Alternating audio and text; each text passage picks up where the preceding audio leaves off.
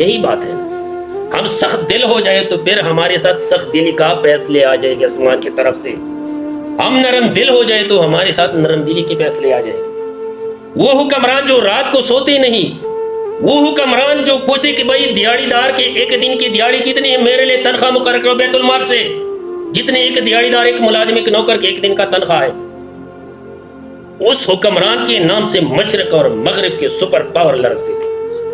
ہمارے پاس ایٹمی پاور ہے، ہمارے نام پہ لوگ لرزنا تو چھوڑ دے لانتے بھیجتے ہیں. ہم سخت دل ہے، نرم دل نہیں. ہمارے ساتھ ہمارے دلوں میں کوئی کسی کے لیے ہمدردی نہیں ہے. وہ بندہ رات کو بازاروں میں چکر لگاتے، کسی کو تکلیف تو نہیں ہے. اور ہمارے وزیروں کے کروڑوں کروڑوں روپے تنخواہ ہے جی، اور کوئی پتہ نہیں عوام کا. وجہ یہ ہے کہ ہم اپنے آپ سے لے کے آخر تک جتنی بھی ہمارا سسٹم ہے، یہ سسٹم یہ مکمل بگڑ گیا جی. اگر میرے مصطفیٰ کی دعا نہ ہوتی تو آج ہمارے اوپر جو بڑے بڑے عذاب ہو نازل ہو جاتے تھے.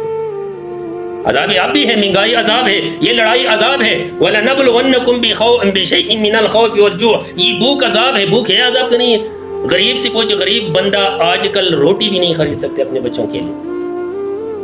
یہ اللہ تعالیٰ کی طرف سے عذاب ہے، کیونکہ ہم رحمت کے قابل نہیں ہے. اس رمضان میں اپنے ماتحت کے اوپر رحم کرو، اللہ تعالیٰ تمہارے اوپر رحم کرے گا. اس رمضان میں اپنے دل میں نرمی پیدا کرو، اللہ تعالیٰ تمہارے ساتھ نرمی والا فیصلہ کرے گا.